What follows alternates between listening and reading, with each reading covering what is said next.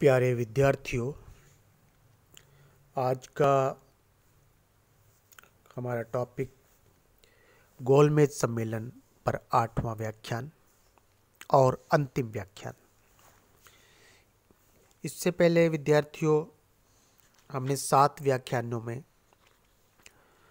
2 गोलमेज सम्मेलन, उनकी पृष्ठभूमि ये किए हैं। पिछले व्याख्यान में हमने किया था कि जो दूसरा गोलमेज सम्मेलन है वो 1 दिसंबर 1931 को समाप्त हुआ और गांधी जी खाली हाथ और निराश भारत पहुंचे और पहुंचने पर यह कहा कि यह सच है कि मैं खाली हाथ लौटा हूं, लेकिन मुझे संतोष है कि जो ध्वज मुझे देश ने सौंपा था, देश की जनता ने जो ध्वज मुझे सौंपा था, मैंने उसे नीचा नहीं होने दिया और उसके सम्मान के साथ कोई समझौता नहीं किया। गांधी जी, पंडित जवाहरलाल नेहरू सभी ने द्वितीय गोलमेज सम्मेलन पर असंतोष व्यक्त किया।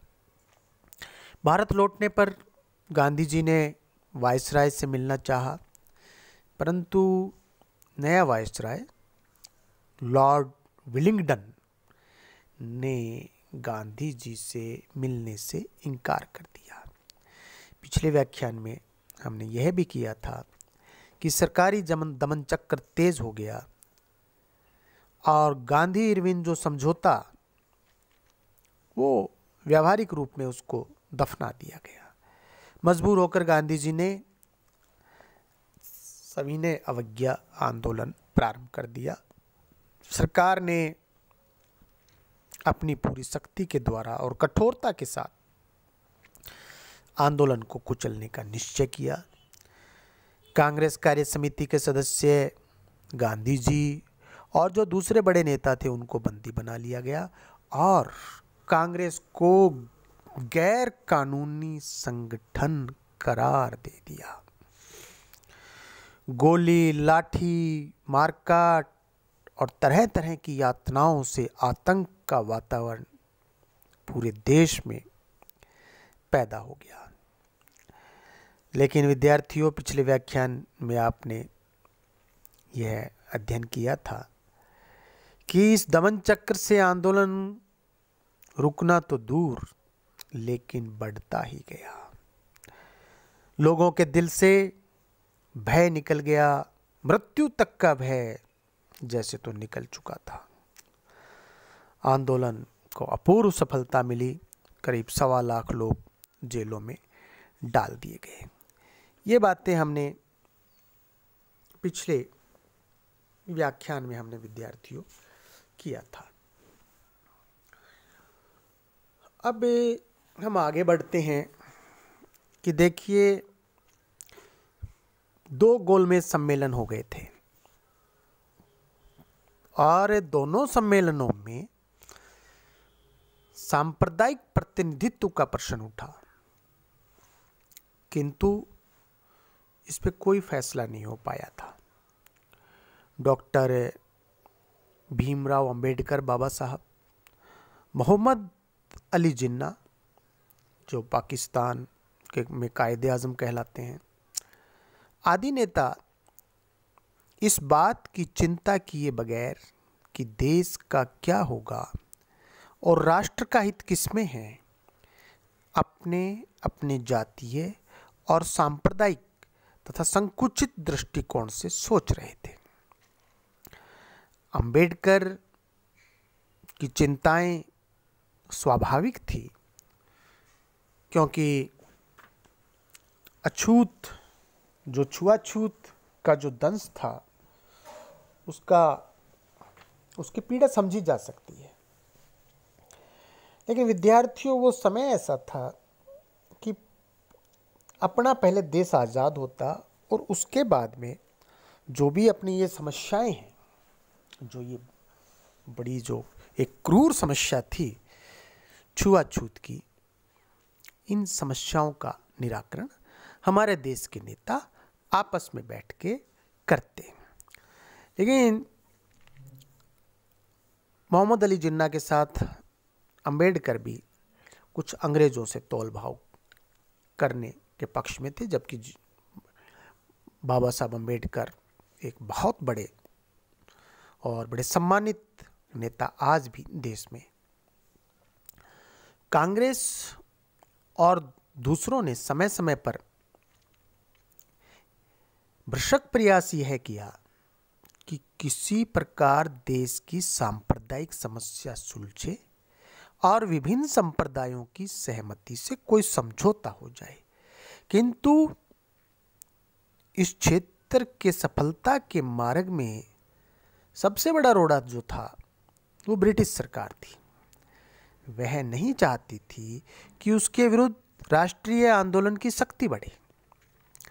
अब यदि आप जानते हैं, यदि भारतीय सब एक हो जाएं, भारतीयों के मतभेद समाप्त हो जाएं, तो फिर जो राष्ट्रीय आंदोलन, जो यहाँ पे स्वाधीनता आंदोलन है, वो मजबूत होता है। और यदि भारतीय आपस में टुकड़ों में बटे रहें, अपने स्वार्थ की जो संकीर्ण जो दायरा है उसके अंदर रहें, उससे बाहर नहीं निकलें, तो वो अंग्रेजों के लिए एक सहूलियत थी। अतः जब कभी विभिन्न पक्ष किसी समझौते के करीब पहुंचते, तो सरकार यानी कि ब्रिटिश सरकार किसी एक पक्ष को विशेष रियायतें देकर दूसरों से लड़ा देती और फिर संतुलन बिगड़ जाता। भारतीय स्वयं आपस में कोई समझौता नहीं कर पा रहे थे। इसी तर्क की आड़ में ब्रिटिश सरकार ने विद्यार्थियों 16 अगस्त 1932 को विभिन्न संप्रदायों के प्रतिनिधियों व प्रतिनिधित्व के विषय पर एक पंचाट प्रकाशित किया, जो सांप्रदायिक पंचाट यानी कि कम्युनल अवार्ड के नाम से जाना जाता है। इस पंचाट ने पृथक निर्वाचन पद्धति को न केवल मुसलमानों बल्कि दलित वर्गों के ऊपर भी लागू कर दिया। दलित वर्गों के लिए पृथक निर्वाचन मंडलों के प्रवर्तन का गांधी जी ने विरोध किया। गांधी जी को यह मान्य नहीं था पृथक निर्वाचन मंडल, क्योंकि इससे हिंदुओं के बीच में एक फूट पैदा हो जाती, हिंदू समाज विघटित होने का भय और अस्पृश्यता की बीमारी सदा के लिए जड़ें जमा लेती है। उन्होंने चेतावनी दी कि वे अपने प्राणों की बाजी लगाकर भी इस प्रकार के प्रयत्न का विरोध करेंगे, किंतु सरकार यानी कि अंग्रेजों ने गांधी जी के निवेदन और चेतावनी पर कोई ध्यान नहीं दिया। अंत में 20 सितंबर 1932 को दलित वर्गों के लिए पृथक निर्वाचन मंडल करने की व्यवस्था करने के ब्रिटिश सरकार के निर्णय के विरोध में गांधी जी ने जेल के अंदर आमरण अनशन प्रारंभ कर दिया। अब बड़ी विचित्र स्थिति पैदा हो गई। अंत में जो पृथक निर्वाचक मंडल के समर्थक डॉक्टर भीमराव अंबेडकर जैसे दलित नेताओं ने और इसका विरोध करने वाले नेताओं के बीच 26 सितंबर 1932 को एक समझौता हुआ। यह करार पूना समझौता, पूना पैक्ट के नाम से विख्यात है। ब्रिटिश सरकार ने इसे सांप्रदायिक पंचाट के रूप में स्वीकार कर लिया। पूना पैक्ट 26 सितंबर 1932 और गांधी जी का आमरण अनशन जो है वो इस प्रकार से टूट गया। अब विद्यार्थियों हम आगे बढ़ते हैं। इसी पृष्ठभूमि में जो हमने अभी तक जिक्र किया है, लंदन में तृतीय गोलमेज सम्मेलन जो 17 नवंबर 1932 को प्रारंभ हुआ और 24 दिसंबर 1932 को समाप्त हुआ। द्वितीय गोलमेज सम्मेलन ने सांप्रदायिक एवं अन्य प्रमुख विषयों पर उन समझौतों पर पहुंचने के लिए एक सलाहकार समिति की नियुक्ति की थी, किंतु यह समिति किन्हीं सहमत समाधानों की सिफारिश नहीं कर सकी। इस बात ने ब्रिटिश सरकार को, जो भारत पर नए संविधान लादने पर उतारू थी, समस्त योजना की अंतिम समीक्षा के हेतु लंदन में एक दूसरे सम्मेलन की नाटकीय ढंग से व्यवस्था करने के लिए विवश कर दिया। भारत सचिव उस समय सर सैमुअल हॉर और गोलमेज परिषद हॉर जो था वो गोलमेज परिषद का विरोधी था और उसने बड़ी अनिच्छा से 17 सितंबर 1932 को गोलमेज परिषद की बैठक बुलाई। ये जो गोलमेज सम्मेलन 17 नवंबर 1932 को प्रारंभ हुआ, इस बार पहले की अपेक्षा कहीं कम प्रतिनिधियों ने परिषद में भाग लिया। इसमें भारत से केवल राजभक्तों, यानी कि जो ब्रिटिश राजभक्त है, राजब्रिट अंग्रेजों का, तो अंग्रेजों के जो भक्त वो, और सांप्रदायिक नेता, राजभक्तों और सांप्रदायिकवादियों तथा ब्रिटेन से केवल उदारवादी और प्रतिक्रियावादियों ने भाग लिया।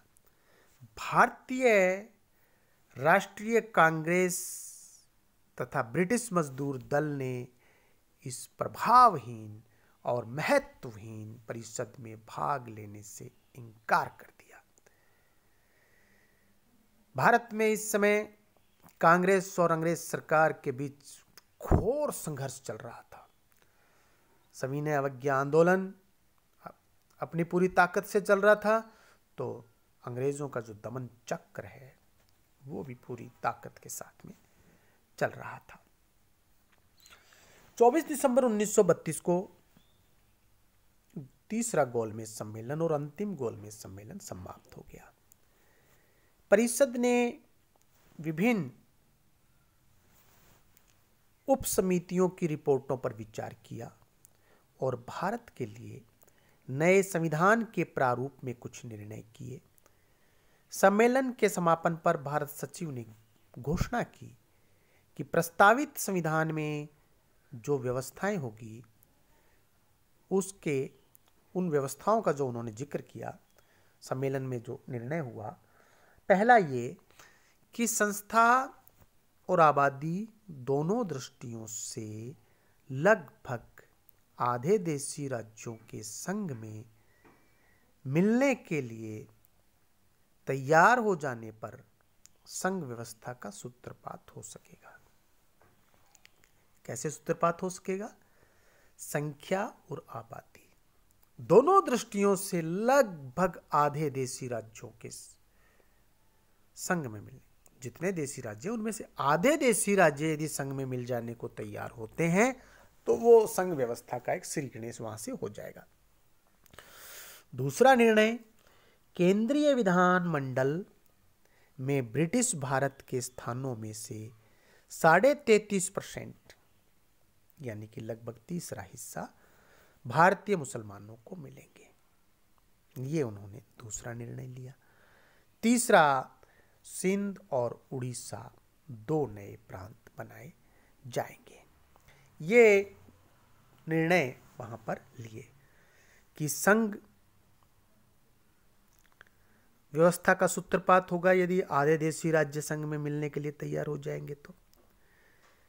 दूसरा, ब्रिटिश भारत के 33.5% यानी कि तीसरा हिस्सा भारतीय मुसलमानों के लिए आरक्षित, और सिंध और उड़ीसा 2 नए प्रांत। ये निर्णय हुआ। समीक्षा यदि हम करें तो एक सुदीर्घ और लंबे तर्क वितर्कों में समग्र समस्या के सार तत्व भारतीय स्वतंत्रता को छोड़ दिया गया।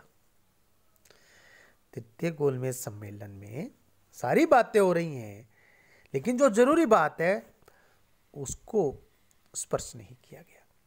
संवैधानिक सुधारों के लिए ब्रिटिश सरकार के अंतिम प्रस्ताव 202 अनुच्छेदों वाले 1933 के श्वेत पत्र प्रस्तावों में स्पष्ट किए गए थे।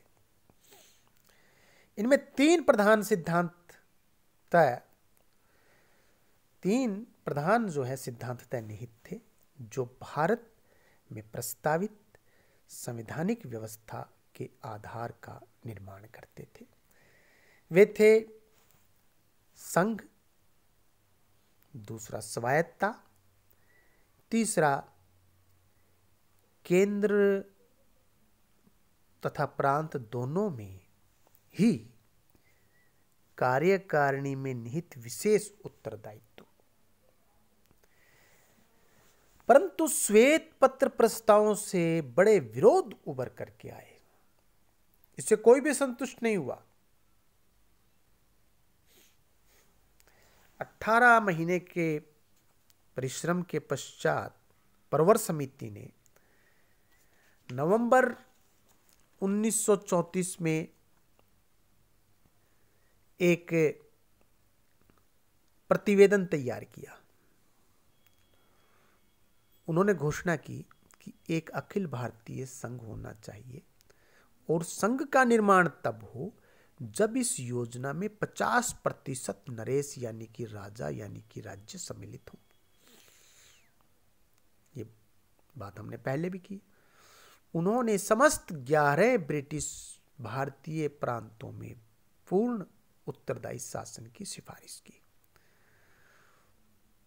यह भी कहा गया कि संविधान में दिए गए अभिरक्षणों का स्वस्थ परंपराओं के विकास में किसी भी प्रकार का हस्तक्षेप नहीं होना चाहिए और ये अभिरक्षण परिवर्तन काल में ही आवश्यक हो। तो संयुक्त परिवर समिति की जो प्रतिवेदन नवंबर 1934 वाला के आधार पर ब्रिटिश संसद में एक विधेयक प्रस्तुत हुआ, जो कतिपय सरकारी संशोधनों के साथ पर्याप्त बहुमत से पारित हो गया और 2 अगस्त 1935 को सम्राट की स्वीकृति मिल जाने पर यह 1935 के भारत सरकार अधिनियम के नाम से पारित हुआ। भारत सरकार अधिनियम 1935 हम इससे पहले जो गोलमेज सम्मेलन से पहले जो टॉपिक हुए थे और जो टॉपिक जस्ट पहले जो हुआ था उसमें हमने भारत सरकार अधिनियम 1935 किया था। इस प्रकार से विद्यार्थियों 3 गोलमेज सम्मेलन हुए और दूसरे गोलमेज सम्मेलन में गांधी जी ने भाग लिया, लेकिन जैसा मैंने पहले बताया कि गांधी जी उससे बड़े निराश हुए, खाली हाथ भारत में लौट करके आए।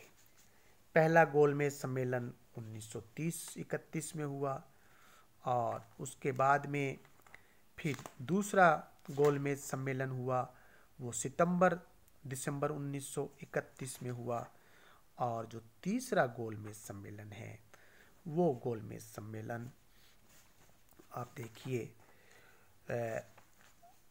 तीसरा गोलमेज सम्मेलन जो हुआ दिसंबर 1932 को 17 नवंबर 1932 को प्रारंभ हुआ था और 24 दिसंबर 1932 को समाप्त हो गया, जिसमें भारतीय राष्ट्रीय कांग्रेस ने भाग नहीं लिया। इसमें केवल राजभक्त थे, सांप्रदायिक लोग थे, वो लोग इन्होंने इसमें भाग लिया।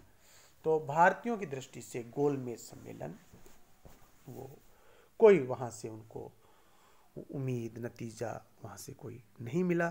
तृतीय गोलमेज सम्मेलन के बाद में भारतीय जो अपने बात कर रहे थे वो एक अधिनियम 1935 का जो है वो अधिनियम आया, जो हम पहले कर चुके हैं। बहुत बहुत धन्यवाद।